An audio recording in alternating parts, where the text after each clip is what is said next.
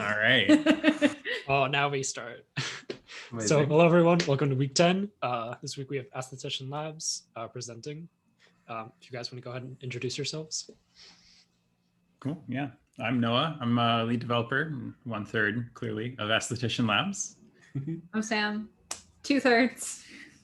Really? Second third. 2/3. I know for a fact you're not 2/3 because I'm Aiden and I'm the final third of Aesthetician Labs. We'll talk more about kind of our roles and how our team functions And- as we dive into the presentation. And who we are. Do we have that in the presentation? Yep. Okay, Yep. cool. Slide 2. All right. Can you At least somebody knows about it. get us ready? Yeah. So we'll just go ahead and dive right in. Let me see if I can Make room for myself here. share here. Oh, which one is it? It's probably going to be this one. The green one. Oh, this is scary. Give me a second. You think I was prepared? All right. Here we are. There we go. Hopefully Great. everyone can see that.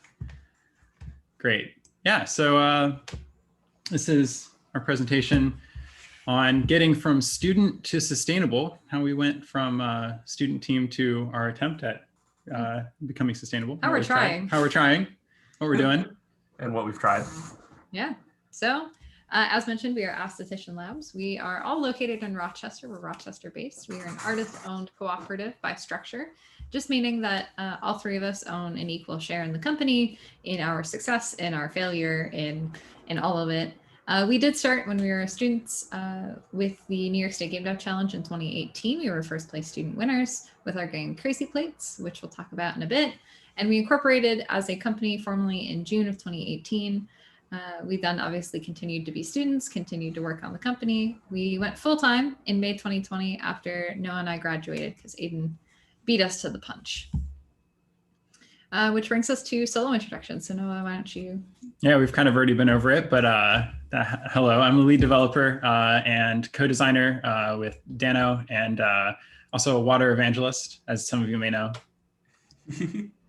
I'm the lead artist to Noah's lead developer and the co-designer as well. An aspirational street performer, juggling, unicyclery, that type of thing. And I am Sam. I graduated last May, as I mentioned, but not from GDD. I was a graduate from SOIS. I'm the team's producer. I do a lot of business development. I fight all the fires that pop up, generalist of the team, and recreational nutritionist. Don't be fooled. Every bullet point that isn't here is actually Sam's bullet point. What? Every bullet point that's not on our roles Oh, is yeah. one of yours. Yeah. I fill in the gaps of the team quite dramatically. That's kind of my job. Cool. So before we kind of dive into the meat and potatoes of the actual vegan presentation, just a few caveats. First off, this isn't meant to be a how-to, beginner's guide. This is not a guide to success because we wouldn't say that right now where we're at. It's certifiably checkmark a success. Nor would I say that you should listen to anybody who says, here's my guide to success. Yeah. Simply, we're just trying to present kind of our progress over time, over the past almost 3 years now. What business decisions we made at critical points, why we made them, kind of some of our justification, and in the hopes that it will inspire you to look at your projects, your business, with a fresh critical perspective and perhaps some actionable items that you can take away to improve your shed. Yeah. So starting out with Crazy Plates.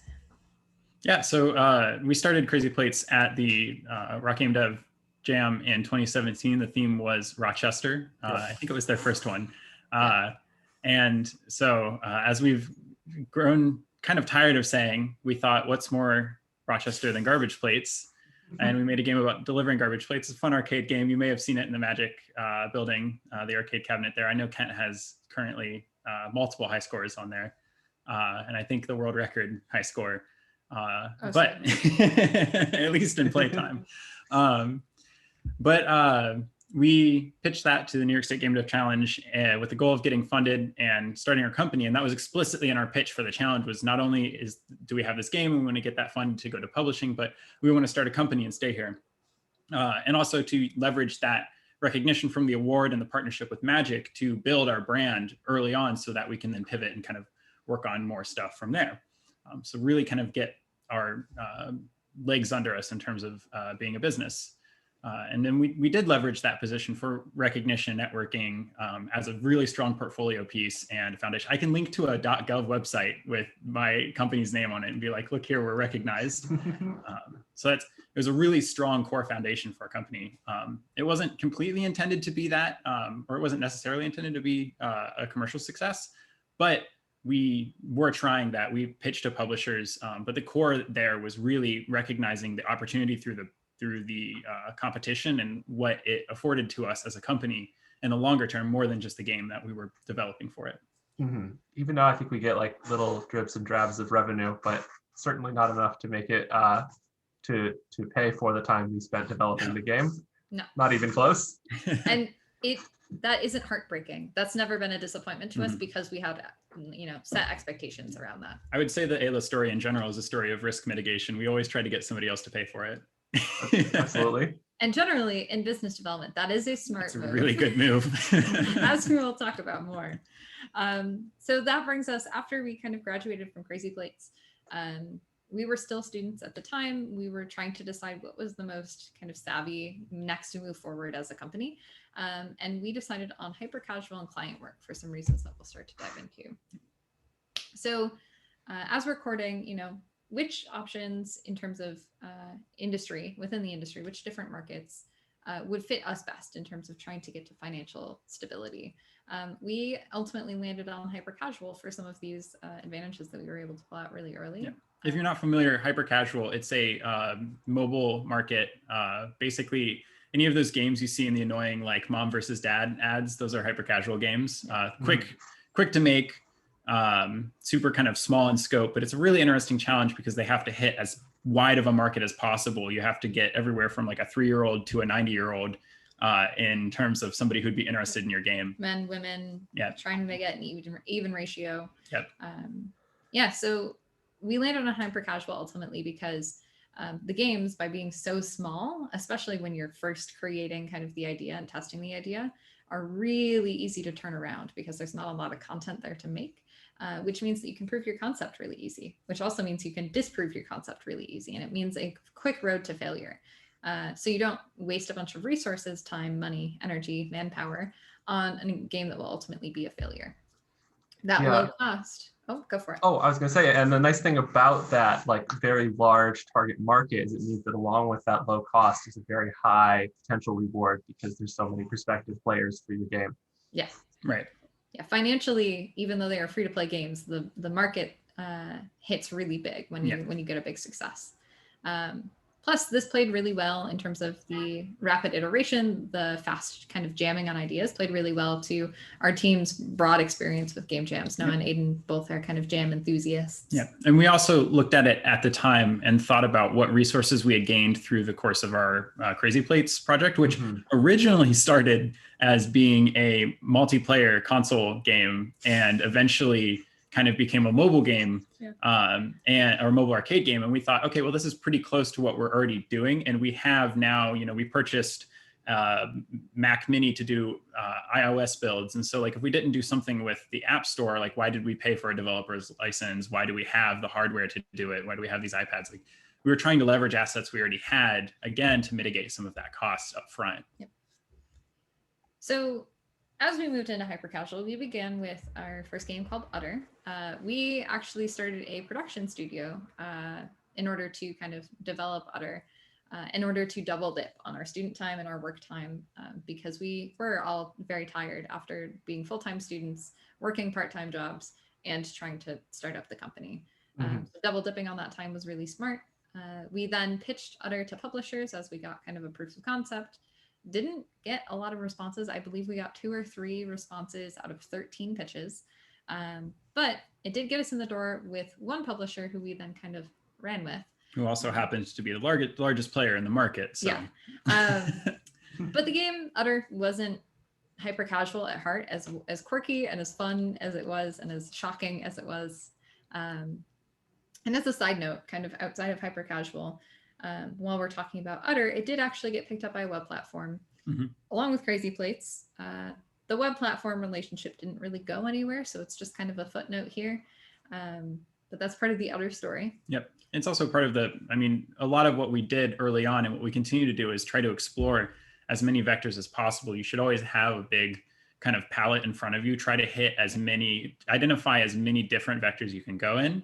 Especially if the cost to try those vectors is really low. Web was a really easy thing to just dip our toes in and see how it went. Right. And with Udder, actually, we originally started pitching and getting feedback on it at GDC, which we were there with Magic to show Crazy Plates. So we went for one thing, but took that advantage of having that paid for and scheduled meetings with, actually, I think it was just me that year. Yep. We scheduled meetings with specific like stakeholders. So we met with hyper-casual publishers, but also this web platform. And we basically just showed it to everybody just to get their feedback. And then that got a little bit of a foot in the door to have a contact when we were ready to say, okay, we have this thing, like, let's launch it. It wasn't really what we were aiming for at the time, but it was still kind of a fun avenue to explore. Yeah. And it's still a relationship that we have to this day if we ever choose to try it again. Yeah. And as a bonus, one like 7-year-old one time told me, I've seen this game on Poke, which is the platform. So that's cool, I guess. They send us Christmas cards every year. It's Yeah. great. So back to hyper-casual. We, like I said, developed a relationship with this publisher. And even though they were like the only one to respond, you might think like, oh, so they weren't that great. No, they've been incredible. Mm-hmm. And over the past 2 years, they've really helped us to develop and refine a skill set specific to hyper-casual, with specific guidance from 2 different product managers. I always forget the abbreviation. Yep. They give us a lot of like coaching, and so we've been able to really accrue value as knowledge within this niche market. Mm-hmm. Niche being it's an incredibly broad market. Yeah.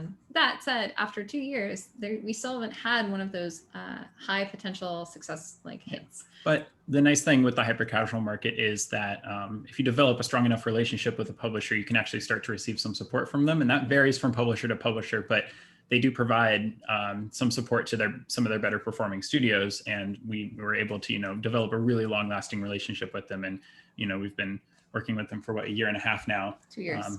2 years, just about 2 years. We've been working with them for 2 years, and like we were able to build up that relationship. And actually, we didn't take a total loss on hyper-casual, is what I'm getting at. So we had all these advantages, and certainly those are still advantages to the market. But we've over time definitely come across some of the stronger disadvantages as well, which is with high failure rate and quick turnaround comes a really high churn on your ideas and very little focus within your team, because you're constantly turning over ideas, working on multiple ideas concurrently.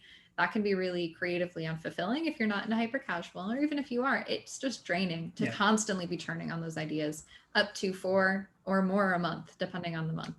And there's no guarantee of a hit. So you might be doing that for 2 years in a row, pretty much without stopping. No guarantees of a hit.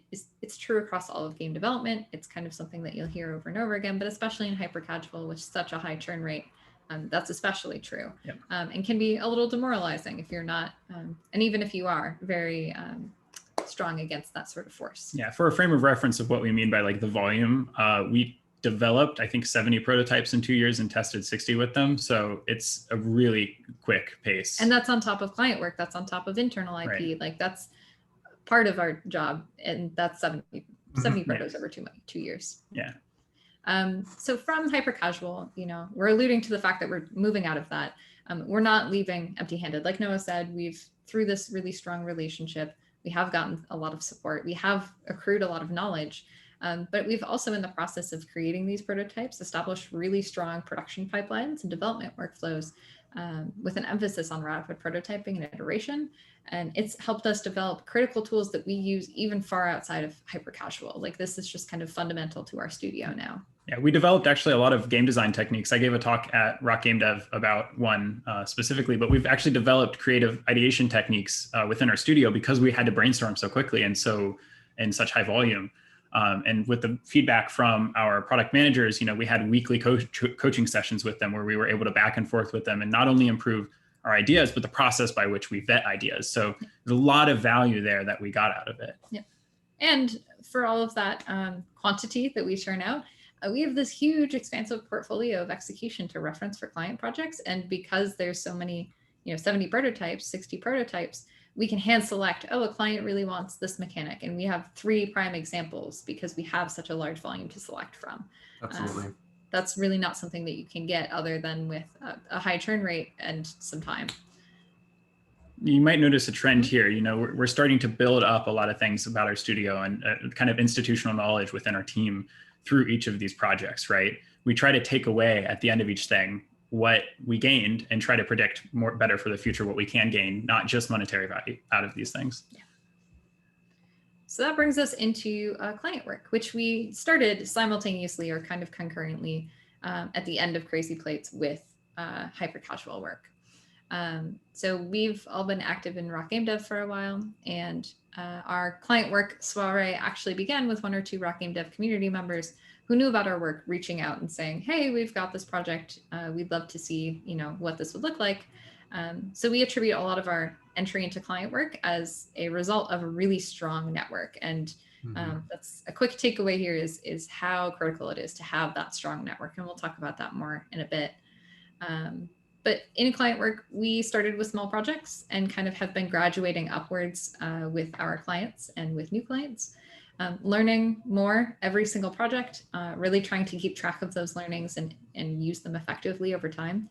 But certainly making lots of mistakes despite the success we've had. And some of those mistakes are more painful than others. In trying to accrue new clients, we primarily were pitching to indie board game designers and publishers to port their games to mobile, because like Noah was talking about earlier, we thought that was our strongest strategy to utilize the resources we had already accrued and minimize the excess cost, right? So we already had a lot of strength in mobile development. In our first couple of client projects, they were already with board game developers, so we kind of already had knowledge of how to take a board game and port it into an effective mobile port. We also saw that it's really nice with board games because they've gone to print, they have these super high resolution assets already available. And so you have a predefined set of rules, a set of high resolution assets. Really the work that we do is the digital development and the user experience stuff. We don't have to worry so much about the game design or the art, which is amazing. And the designs on some of these indie board games are just absolutely incredible. Like, we all enjoy board games as it is. They're so fun to play. And it's really cool to get to have a hand in the true to form adaptation of those to mobile. If nothing else, one of the things we've taken away from that pitching process is a few new tabletop games that we all like. Yeah. Oh yeah. Yeah, we've played a bunch of really cool ones to put together pitches. Even if we don't get the project, I still want the game. Yeah. So some of those advantages of client work, obviously, there is the obvious advantage, especially when it comes to kind of biz development and funding, is the quick infusion of cash, potentially much faster than internal IP can generate money up front. And with that money comes a minimized financial risk, because the client takes on all of that risk. The client says, I'm going to pay you up front for your work. And you say, I will take your money, I will do your work, and then hand it back to you. And you have to handle the marketing. You have to handle a lot of the risk on that end. Or of course, it's not always sunshine and rainbows. It's rare that you get somebody that's willing to just give you a bag of cash and then you go off for 3 months and come back and you're like, here's your thing. No. There's definitely, different relationships. We've gone through all sorts of different pricing models, like week to week or, half advance or whatever. But at the end of the day, the nice thing is you have a signed guarantee that you're going to get paid, however it works. So long as you fulfill your work. So long as you fulfill your obligations and you don't work with really scummy people, and you kind of vet your clients also. There's also the really wonderful advantage of design collaboration with a client who's, and this is generally speaking, some clients are less flexible than others, but you don't need to necessarily generate the idea, and you have someone to kind of bounce back and forth with. If you have a good and congenial client, and we have had the fortune of working with some really incredible people who have been really fun to work with on the design. As of course, though, throughout the process of doing client work, we've come across some disadvantages. The first of which being small clients usually means small cash, if cash at all, because they might not be able to afford your project. You also, as with really any client, you have limited creative freedom depending on the client and the project, because they're coming to you with an idea or an entirely pre-existing project that they're just asking you to fulfill. There's also keeping to strict deadlines, budgets, etc. Whatever you sign in that contract, you've got to stick to it or do your best and adhere to whatever contract fallbacks exist. It's a lot harder, or it's a lot easier to move an internal deadline, like, oh, we better move the milestone, than to move a milestone that's on paper with a client. Yeah. And I think when you're trying to nail new clients, right, you are spending time and energy to look at their game, look at how much it's going to cost, look at the design. You are dedicating a lot of time and energy into trying to land a project that 9 times out of 10 you're not even going to sign, and you don't get any money for that time. Yeah, you might have 5 meetings total, in pre-production for a single pitch, and then you have the pitch meeting, and they're like, "This sounds great." Yeah. And then the follow-up is, if there is any, is, well, it all sounds great, but it's a little too expensive for us right now, or something to that effect, right? And it's like, well, you've wasted at least 20 dev hours total. We had a potential client just recently who seemed so excited. We were so confident that this guy really wanted the project. Things were going really well. He literally sent me an email that said, "How soon can we start?" After our last meeting. And I said, "Here's the contract," sent it over. In that email, "We will start as soon as we have the signed contract and I can send over an invoice." And he ghosted us. Just gone for over 2 months now. Right. And that's how close you can be to landing the money. It just disappears. No consequence. Yeah. Right. And so that's a ton of time and energy that we spent into trying to co-design this idea, collaborate with him, and get him to the point of being ready to sign. And that's all to say, when you're finding leads, when you're trying to find people who want your project, who want your services, who want to pay for a project, there's the concept of cold leads and warm leads. Cold leads being, here's the name of someone, I'm going to just cold email them. I'm just going to reach out, say, "I want to make your game into a mobile game." Yep. That's a cold lead. They don't know you. You don't know them. You're just kind of coming out of nowhere. Yep. Then there's warm leads who it's like, okay, I know person A, and person A knows person B, and person A thinks person B would, be a great client. So they put us in touch and they say, "Hey, I know Sam. Sam's great.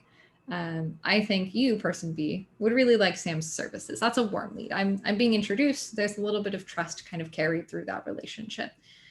Warm leads, easier to nail than cold leads. Neither of them is easy or guaranteed. The story I just told you was a warm lead and, was going great. Yeah. And then on top of that, even if you do ultimately get someone to sign, the negotiation of contracts of what the project's going to look like takes usually forever. On average, 1,000,000 years. It takes 4 times longer than you think it will, and then usually a little bit extra on top of By that time, you're digging through your couch cushions trying to find money to goad yourself along to the to signing on the $40,000 project. It's And then on top of all of that, if you're just getting into client work, it's especially hard to land your first few clients because your portfolio is limited. And especially cold leads, but even warm leads, they want proof. They want trust that they can, that you're going to follow through on what you say you're going to follow through on. And if you don't have that proof, you're either going to be taking a significant cost, reduction on the project, because that's kind of the cost of that lack of trust, or it's just going to be harder to land people as well. And I think some of you on this call might have remembered, when we were working on Crazy Plates, something we talked about was that we were trying to avoid client work as much as possible because we didn't want the trap of, you have to be competitive. So your time in has to be basically at cost. You can't really charge a whole lot more than that competitive rate. As it turns out, that's kind of true, but actually people care a lot more about showing exactly what you can do and your portfolio, and the price is a little bit more flexible.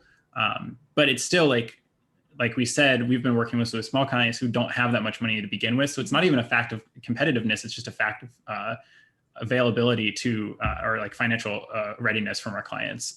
So it's even if we give them dirt cheap, sometimes it's still not enough for them. Yeah. And we've been trying to get creative and helping clients literally pay us, trying to find some new methods for fundraising for them in service of them, in service of us, right? Pretty selfishly. But that's been difficult. So as creative as we've tried to be and as flexible as we've tried to be, this is still really hard.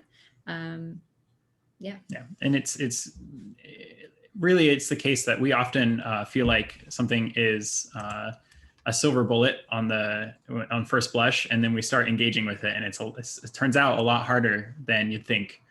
There's always those caveats that you just can't see until you go into it. Yeah. Absolutely. So from client work, we certainly still had takeaways, really, really positive takeaways. The first of which being just when you talk with small clients, especially, you are in one-on-one conversations or maybe 3-on-2, right? You get a much better understanding of the commercial value for your work, for your time, because these people are way more likely to give you feedback, even if it's just 1 in 5 clients, because the other 4 like drop off at some point in the relationship, you'll occasionally get someone who's really willing to say like, hey, this way that you're billing me makes me feel kind of nervous, and like, could you switch it to this? And it would really help reassure me as a client. And you're like, oh, this completely changes kind of how we interpret our value to you. Mm-hmm. And you're able to adjust accordingly. You also start to think about your time. Like as a student team, it's easy to just be like, oh, I'll just put in some time on the game and just keep working on it. You might have milestones and you reach those, but when you start to work with clients, especially, you can start to really think about your time in terms of the hours that you're working and billable hours. And then that transfers to the rest of your work. And that's actually a really good thing for a team, because then you become a lot more efficient, a lot better at managing your time as a team, because you've started to have to train yourself to do that, because you're on the clock for somebody, right? If not for somebody else, you're running down the more hours you put into something, the more the initial or the total cost of the project is divided, right? The most valuable lesson in scope creep came from a paid project. It came from a client work project where we were not being paid for the time because we had agreed that we were going to swallow it because of the relationship that we had. And the things that were coming up were like, okay, we're doing this for free, and therefore you need to really check whether or not this needs to happen. Right. Yeah, and that's also a situation is like, what's it called? Like managing expectations and having hard conversations. Like you have to do that so much more with client work, and you get good at it. It's actually a good skill. It's hard in the moment, but it's super useful internally. But it's a lesson I don't think we would learn if we were only doing internal work. You have to really learn to look big problems in a project right in the face and like tell a client, like, this isn't going to, we had to tell an amazing collaboration that we were working on. We had to tell them like, this isn't going to work for the amount of money that you want to put into it. And we don't think that you're going to want to put more money into it. And like, we need way more time on this than we think you're going to want to, even though you've already sunk so much money into this. Like, it's not an easy conversation to have, but it's so nice to know that I have the skill to be able to say that. And that was a particularly hard conversation because our company, like our payroll, was dependent at the time on that project. We, had to start the conversation internally of this project might not be successful and we're kind of running our client into the ground.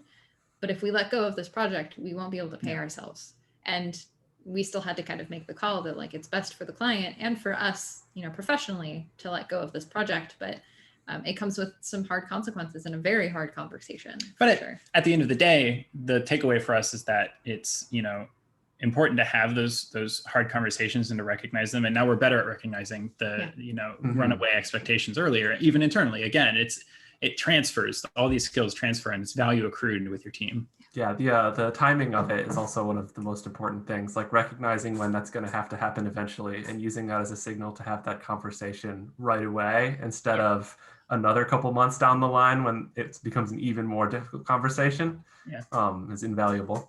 If you want to do games business, like at any scale, you have to get comfortable with making like really tough calls and decisions. And also you have to be able to take away some kind of value from the things that on the surface are really bad, right? Like you might see something, you'd be like, I don't know how we're going to pay ourselves next month. Like, but the good news is we've learned this lesson and we won't make this dumb mistake again. And you have to take that away. And it gives us, this opportunity, right? Right.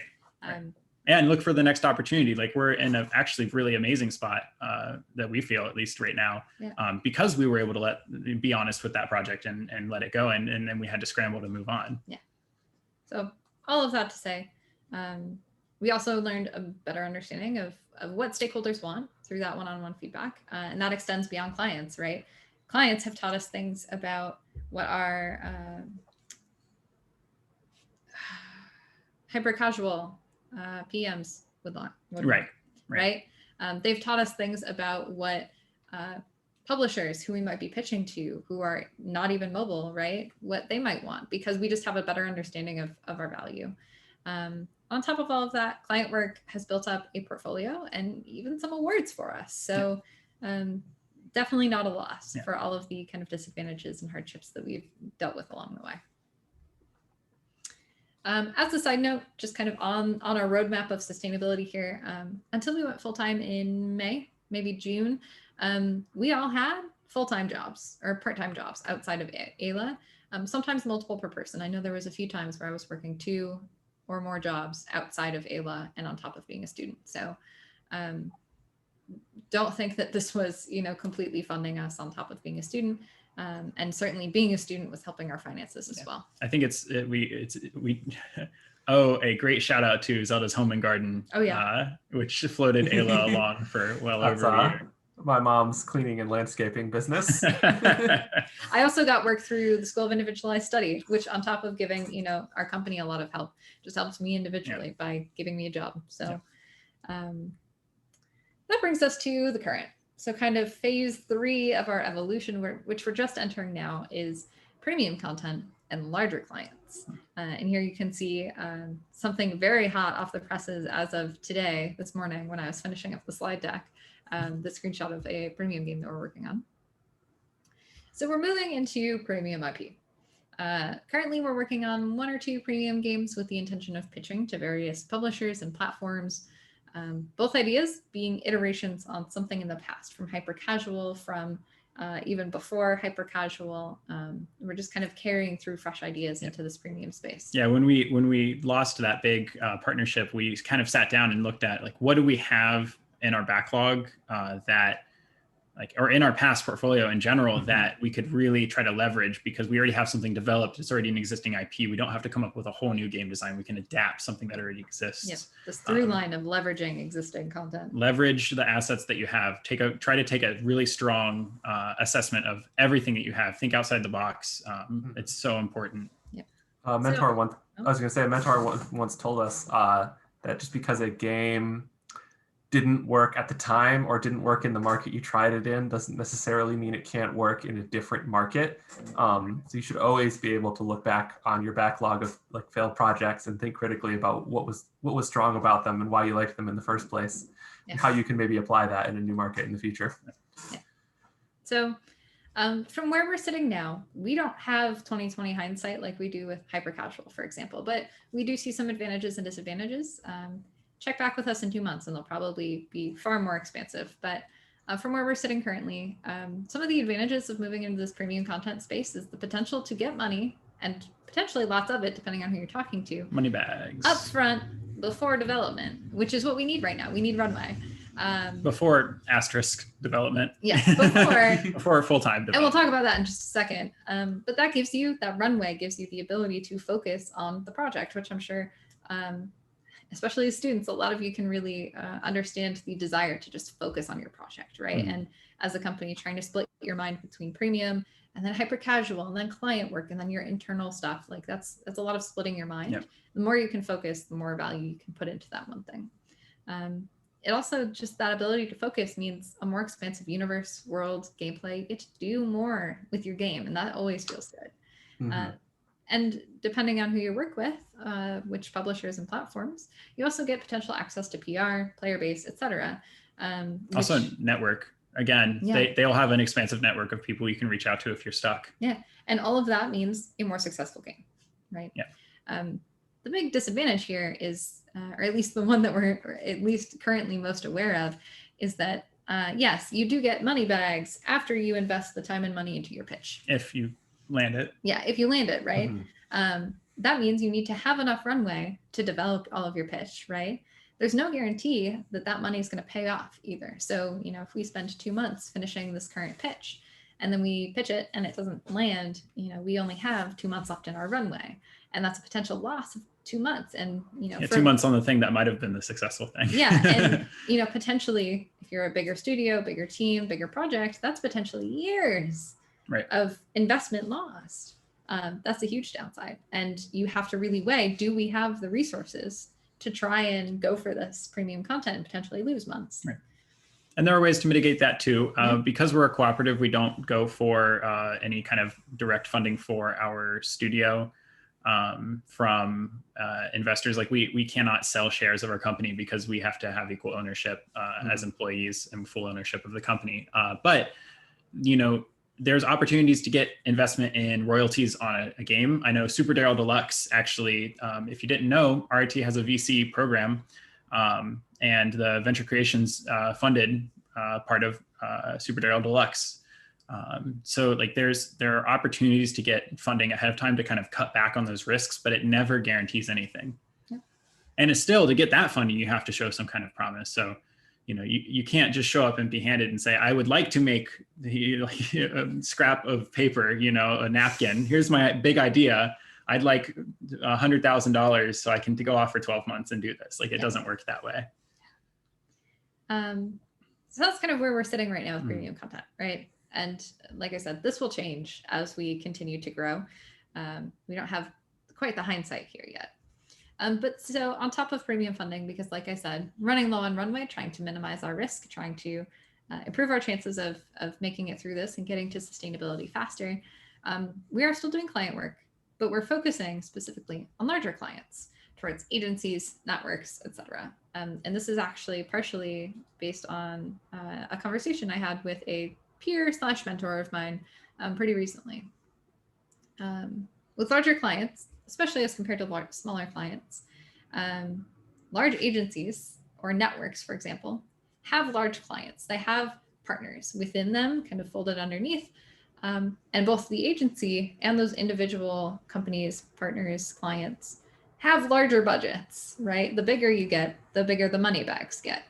And the bigger the money bags get, the more willing people are to pay for services, to pay for something like that. So when you're comparing yourself to a solo indie board game publisher, they're not going to have a lot of money to try and your risky mobile port, right? But a larger agency has, the 20 grand to toss at you and see if it works. Yeah, as somebody once, another mentor, a great through line is the fact that we keep saying mentors, but another mentor once said to them, the calculation is like absurd because it's like $250,000. That's like, we can't buy our employees lunch today. Like, it just doesn't, at that scale, it just doesn't make sense to them anymore. So, and those large networks, those large agencies give you access to their clients, to their partners, to their network, without us having to go out and search and pitch to those cold contacts all the time, right? We don't have to put in so much legwork to try and nail opportunities. The jobs just kind of flow to you. Yes. And with that comes some trust, because if, the agency then has client A who comes to us, they're already kind of trusting of us because they know that the agency trusts us. And that's trust is a huge thing with client work. The more you can kind of build up, the better off you're going to be, and the easier it's going to be to land something. And you get to hide behind a big corporate billing machine and don't have to worry about chasing down clients too much. Yeah. But speaking of the corporate machine, the biggest disadvantage is the corporate machine is a much slower and heftier beast. Yep. Likes to take naps sometimes. A lot slower to move through than your smaller companies and your individuals. I can go back and forth with an individual publisher who does board game stuff 10 times in a day. I'm lucky to get one email from our corporate partner every 3 days, right? And it's just like, he's got way more on his plate. He's got way more kind of strings attached to him and more hurdles to jump through. They can also be a lot more picky about what they want from us, when they want it. They have the money, so they get to dictate a little bit more of what we're doing. You also really need to be ready with a foundation, with that proof of quality, your reliability, your trustworthiness, because, ultimately you are a partner. They want you there. But if you're not showing up, and if, they can't trust that you're going to show up, you're out the door a lot more easily than a one-on-one type partnership is with someone smaller. Yeah, a lot less forgiveness there. Yeah. And the corporate machine is a lot harder to infiltrate. Yeah. If we didn't have the amount of portfolio that we have right now, it would And the be network. and the network, it would be virtually impossible, Yeah. I imagine. I think it's really worth stressing, like the way that we built this relationship and the way that we've only ever heard of people building these kinds of relationships is through their network. Is Yeah. you largely like the RIT through Soyce and through Magic, both their network of mentors can lead you into really amazing places if you just take calls that you don't even think. Sam literally told me before one call, like, I don't even know what I'm getting on this for, and then got off of it and it had changed her whole worldview. Yeah. Like Mhm. it's so important to take calls with people you don't even think like they would, like it would make sense, right? But it does, and it can lead to really interesting places. I want to highlight that our corporate partner, the agency that we're kind of referring to in these couple slides, I met the creative director, who was our kind of primary contact for this agency, through a scholarship I got at Soyce, a leadership kind of scholarship directed at people interested in starting businesses who were students. It was directed primarily at women at the time, and I, as a kind of non-binary person, was not really interested. I was like, this is not really the crowd for me. As well as like, it was just very business focused. It was very, I don't know, there were some angles to it that made me a little hesitant, but I had a mentor at the time who was very encouraging. She said, I really think that this will be really good for you. So I went, and it turned out to be not only a really enlightening day, but it turned into this giant business contact, and potentially right now, one of the biggest promising avenues for our company. And I feel extremely grateful that I went to that and kind of invested the time and energy personally into building that network, because it's been really valuable. Yep. That brings us to the biggest BizDev takeaways. So our handful of important things that we think you should take away from this. The first of which being right now the biggest sore spot for me and Ayla, which is that we didn't until very recently start spending tangible large amounts of time on our BizDev. And I need you to spend time, spend resources, spend energy on your business development explicitly. If you think you're taking your project to a like any kind of commercial level, like you need to be thinking about how you're going to do that, and more than just, well, I'll get a publisher and figure it out. The first step of that is research. Like, and I don't mean this to be super harsh, but like, you're not unique. You're not the first person to pitch your indie game. So do research, right? Other people have done what you're doing. Learn from their mistakes so you don't have to, right? Don't risk your own, time and energy if you don't need to. And you can spend a fraction of that wasted time and energy just researching and then doing it better. It's for that reason why it's not always an advantage to be unique, because you can walk in pre-tread paths. Right. And even if you think you're unique, like that's great, but there's still so much to learn from other like kind of tangential paths, things that are kind of adjacent to what you're doing. Yeah. You can also spend that business development time developing your strategy, because you can spend a lot more time developing your strategy than you think. We'll talk about a business plan in a minute, and that's a really important key to that, but it's not the only thing to strategy development. And then lastly, like always be looking ahead. And that's part of strategy, is look ahead, see what you think is next up in your line, start working on it when you have the time and the energy. Pre-production is incredibly valuable and a key part of business development. And then on top of that, in the realm of networks, mentors, peers, all of these important things that, like you said, have been a through line through the whole presentation.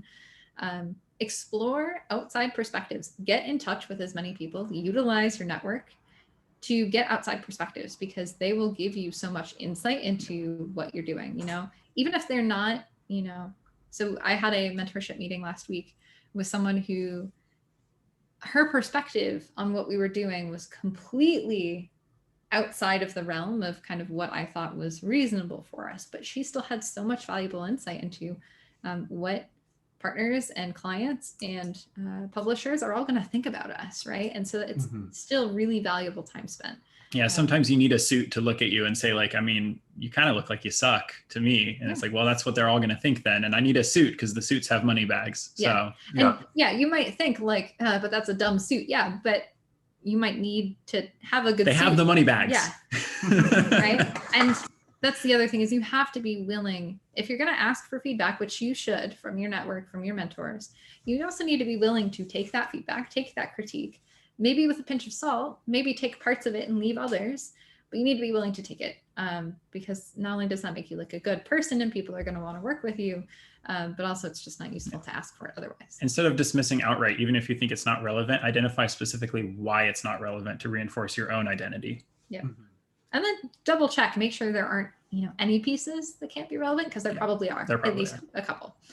And like Noah was saying, leverage your RIT network, like Magic, Soyce. I moved into Soyce from game design development because I wanted to be a producer, and the GDD program did not serve the goals that I wanted and the role that I was coming up to playing in our company. So I moved into Soyce, and Soyce opened up a swath of doors for me, right? Mhm. And a swath of doors for us that I was able to kind of carry into the company. There's grants, there's scholarships, there's clubs and opportunities, which obviously you're here, so you start to understand that. But there's so much more. There's so much more. I hope all of you know this, but like you can just take a meeting with like pretty much anyone at RIT. Anyone. Like you can basically, you can just like email whoever their like assistant is and be like, hey, I want a meeting with this person. Yeah. I've had a lot of meetings with people that I did not think I could ever get in a room with, just one-on-one. Yeah. I mean, especially with Magic, definitely don't be afraid to at least reach out to Jen Hinton at Magic and say like, I'm trying to do this. Do you know anybody? It'll either be her or she'll send you to somebody every time. And she has been such an amazing help. And that their whole purpose is to help student teams trying to do this kind of thing. So go to them. Also, I don't know about you guys, but I'm very much in debt. And if there's one thing that I'm definitely getting value out of, it's the network, right? That's the big thing. And so it's kind of a waste of my money if and the rest of my life, I guess, if I don't leverage those resources, and if I hadn't. On the note of willingness to take feedback and critique, gotta be ready to pivot. Like you've seen that we've kind of gone through not only these small project shifts, but these big company changes into these big different directions. As a small startup, your agility, your nimbleness, your flexibility is an asset, and you need to leverage it, because these big studios, they can't pivot that quick. The big corporate machine moves very slowly. Your asset is that you are small and you can change, and you don't have a lot of bureaucracy built up in front of you. Use that, right? As I mentioned before, have a business plan. Even if it's rough, you can literally look up like lean business plan, right? And you'll start to, Small Business Administration has a whole guide on it, and it's great. Stick with something lean, something one page, really, really nice and dense, but it needs to answer questions like, what are you doing as a company? Why are you doing it? And how are you funding that? A lot of the questions, like the ones that we've answered throughout the course of this presentation, we didn't have a business plan until very recently, like more recently than I'd like to admit. And we should have had one earlier. If I can imbue you with a learning from our mistakes, please develop your lesson plan sooner rather than later, and use it, and it should live. It should change as you do. For the record, for the longest time, we thought like we don't need a business plan because we're not seeking like a loan, right? Or investment. But the thing is, a business plan, especially like a one pager, like it took like a couple hours to throw together and finalize. But the thing is, it made us think really hard about things that we had just taken for granted, about specific questions about our business and organization and what we're trying to do, that having it on paper makes me feel so much more comfortable. Like, okay, at least now we know specifically what we're doing. We're all on the same page. It's all right here. And then in 3 months, when we reassess it, we can say, okay, how has this stuff gone? Because at the end of the day, a plan is just a guess. And so it's a formal way to say, this is my best guess at what's going to happen. And then you take that and you reevaluate it and you keep improving it, and you can keep kind of adjusting course. But you have to have it written somewhere, or else you're going to forget. Our memory sucks, whether we like it or not. And I see that we're running low on time, so I'm going to rip through this last bullet point here. And that is, always be looking for funding opportunities. Like we thought that we were really stable 3 months into that big project that we were talking about earlier. And we were kind of depending on that for our funding. And quite honestly, we got kind of lazy about looking at what was kind of next up. I mean, we were looking, but we weren't looking very actively. And in hindsight, I really wish we had. And I know that that's something that biz dev committee of the three of us, Noah and I focus on biz development the most. It's something we talk about a lot, is like, we're always looking for the next thing, because we kind of got burned by not doing that more actively in the past. And keep track of your open leads. That comes down to your organization, and getting your organization underhand is its own whole topic that I could go on for ages about, because it's my whole job. But keep track of Any open leads, any opportunities, even if they're a year away, keep them someplace so that you can look back frequently and check back in. Speaking of, Sam could go on for a long time. Speaking of, you should follow up with us. And I would love to chat with any of you one-on-one or with your team. The third link here, I should have put it first, is my Calendly. You can book a half-hour meeting with me anytime on any of those. Just you click the link, you come book a time with me. We'll talk about biz dev. We'll talk about your project. We'll talk about starting a company, like whatever questions you might have regarding to, you know, indie studio formation, kind of how it runs. Any questions you have about Ayla, if you have more follow-up that we can't squeeze into today's Q&A, that is the place to go. You can also, though, join our team Discord, the Ayla Discord, which is the second link there, or the second line. We have fun, and you can come see what we're working on. Despite the slide deck. Yeah. And you can come see what we're working on, especially as we venture into premium and client work and stuff like that. It'll be great. And then if you want to follow us on Twitter, that's there too. That's it. That's it. We did take a lot longer than we planned. Way longer than planned. Sorry about that. So any questions?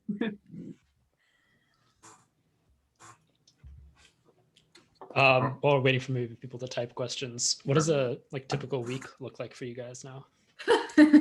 Well, yeah. It's changing a lot right now. For me, the last 2 weeks have been more meetings than I care to admit. I've probably taken almost a dozen calls this week with people all over the world, just because hyper casual specifically is a very worldwide market. But it's also, we're really focusing on this premium IP. And that is a huge focus of our time because we have a mentor meeting that was originally scheduled for this coming Monday. We moved it back today because we weren't going to be ready in time. But we're really pushing hard for that consulting and mentorship call because we really want feedback on our pitch before we send that out to publishers in the next week or two. That's really the big stuff right now. Taking meetings, stuff like that. I mean, for development, Aiden and I have been really hardcore on our prototypes. But I mean, I split my Mondays basically are all meetings. We do internal organization meetings where we kind of get all in sync. We go over all of our ongoing projects and lay out timelines, update timelines, that type of stuff. We split into a couple different committees, which is just 2 people. But we have Sam and I have biz dev committee where we go over our active leads. We go over kind of guidance. Sam handles most of the biz dev stuff. I have to give them credit. But I kind of provide an additional perspective. I can be really picky about a lot of stuff, which is a blessing and a curse. It's an asset to our team. It's an asset to our team. So it's an opportunity for us to kind of check in on everything and provide a little bit of a guidance on the stuff that's ongoing. Yeah, Aiden and I do community engagement committee as well. So we do a lot of our community management and stuff in a committee form as well. Yep. And I will say on the note of meetings, if you're curious how we do meetings and scheduling and handle that as a company, hi sweetie. On our blog, on our website, aesthetic.games, the most recent blog post that I put out this month actually talks a lot about kind of an overview on our philosophy around scheduling and handling meetings and whatnot and how we do that effectively. Yeah. Other than that, before we were doing, when we were doing hyper casual, we were actually splitting our time a little bit more, about 40% of our time was hyper casual, 60 was client work or whatever else was going on. It was, it depended. But largely, we ended up, once we actually started getting really serious about the business, meetings start to become a lot more of a thing. And I actually spent a week, 2 weeks actually, where I hadn't written code at all. And the other day I was like, I hope I still remember how to. It fluctuates a lot. Right now, we're very clearly in a period of transition. We're taking a lot more meetings. That's kind of a consequence of transition, but we've also locked in on projects really deeply, and that's a completely different kind of what does our week look like. I'm bringing her up. Oh yeah. You gotta show off the cat. We adopted a cat about a month ago now. She also came over, so I wasn't gonna grab her. Here she is though, Simba. As you saw from the presentation, our priorities and sort of goals as a company have changed a lot over the past few years, and our sort of weekly structure and the way we handle our meetings and stuff and things like that is always flexing to best accommodate our needs. Yeah. I think a routine Monday and some kind of middle of the week meeting has been a consistency for over a year, I think now. Monday and Thursday. One of the things from my blog post that I really want to hark on is any system that you set up, If it is too rigid, we'll no longer, like, even if it's the most sustainable system, if it's too rigid, it will no longer be sustainable sooner or later, because your needs are going to change always, and your systems have to change with them. I see Kent has a question here. You there? You there with your emoji hand. My emoji hand has a question, just a question of clarification. When you're talking about premium content, you're talking, as opposed to hyper casual, you're talking about simply the distinction between games that you have someone pay for rather than free to play. Pretty much, yeah. We're not totally sold on premium for this game, but that's our main focus. Yep.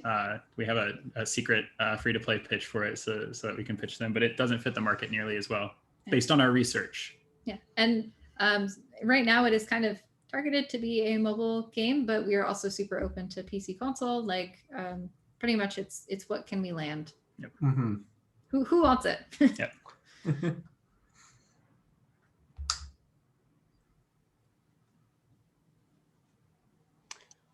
We're a little over time here, but if anyone else has questions, we can go. Justin over by has a 5 minutes. question in the chat. Oh, sorry, I can't.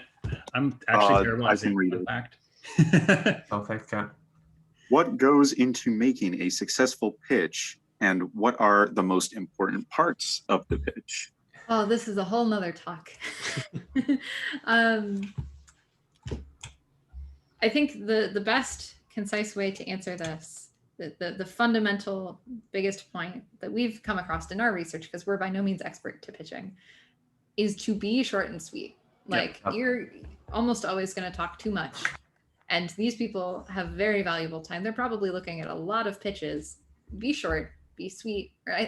I saw a recent 3-liner that was really, really good. It was something along the lines of, I forget the first one, but it was be something, be concise, be gone, right? So the idea being that you should be there, very short, very sweet, and then leave them kind of with whatever resources, and then just like, you shouldn't be there anymore. Basically, like, hit them with 5 to 10 bullet points and a GIF and an email, and then that's it. Yeah. Like, just Link to a YouTube video.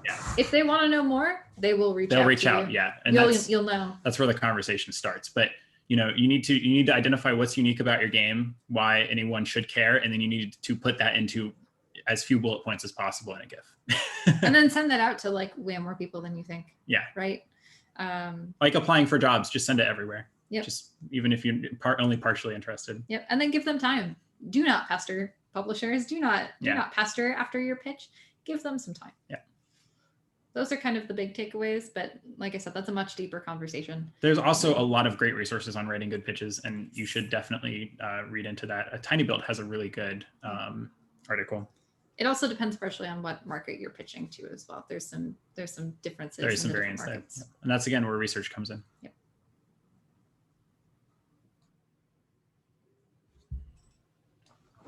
All right. Well, thank you. That was super helpful and informative. Thank you. Awesome. Super Yeah, thanks so happy. much. Yeah, super happy to talk with anyone who wants to further. Thank you guys so much for having us. Yep. Final stressor, don't be afraid to reach out. Reach out to Sam. Please if don't. If you want Aiden or I for some reason. You can ask Sam, and we'll I'll get put you in connected. touch. Yeah. Yeah. But you Yeah, should yeah. absolutely. We don't want to feel like a black box at all. Yeah, you can come into definitely join our Discord. You can get us like basically any time of day. It's true. Awesome. Thank you guys so much again. Catch you on the internet. Thanks for the talk. Thank you. Do you want to stop the recording? No, keep going. Why stop here? We could go. There's totally possibilities here. Totally. Yep. Mm-hmm.